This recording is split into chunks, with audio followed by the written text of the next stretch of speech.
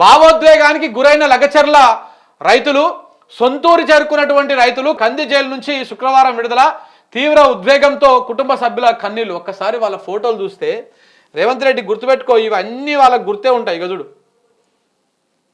ఇక బా వాళ్ళ కుటుంబ సభ్యులను వదిలేసి ఇన్ని రోజులు జైల్లో ఉన్నటువంటి వాళ్ళని ఆ కుటుంబ సభ్యులు దగ్గరకు వచ్చినాక ఏ రకంగా అదైతే ఉన్నారో చూడండి.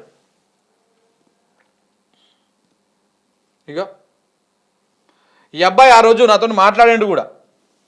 ఏది పులిచెర్ల కుంట తండ ఈ అబ్బాయిది. ఇగో అమ్మాయి జ్యోతి హస్బెండ్ పాప, ఆమె ఏడుస్తూ ఉంది పట్టుకొని.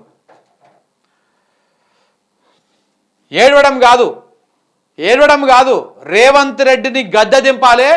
ఆడ తిరుపతి రెడ్డిని కొడంగల్ నుంచి ఎల్లగొట్టాలి, కొడంగల్ నుంచి పారిపోయేలా చేయాలి, ఉరికియాలి. అప్పుడు మనము మన పంతా నెగ్గినట్టు. మీ భూముల జోలికి వస్తే ఇక ఎట్టి పరిస్థితుల్లో వాళ్ళు నిన్న కూడా చెప్పారు, మా భూములు ఇచ్చేది లేదు, జైల్లో పెట్టారు కదా, ఇంతకంటే ఎక్కువ చేస్తారు, ఏది ఏమైనా సరే ఇచ్చేది లేదని చెప్పేసి వాళ్ళు నిన్న కరాఖండిగా చెప్పారు.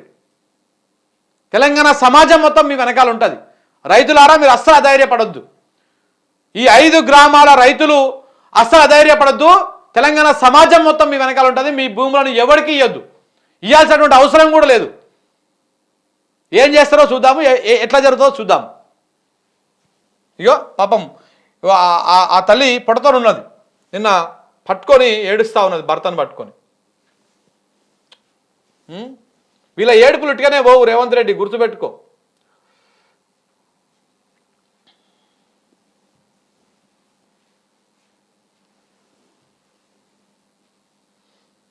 ఇంకో ఈయననే హీరియా నాయక్, మొన్న బేడిలేసి తీసుకొచ్చి చూసినావా, బేడిలేసి హాస్పిటల్ తీసుకొచ్చి చూసినావా, ఇగో ఆయన హీరియా నాయక్.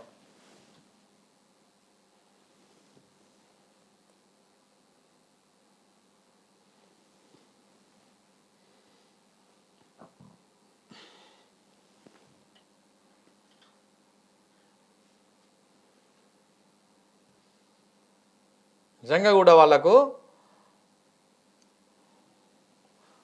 పాపం అనిపిస్తలేదా రేవంత్ రెడ్డి, తిరుపతి రెడ్డి మీకు ఇప్పటికైనా? ఇది ఏడా, ఇది రోడ్డు పంట తండ అట్టుంది.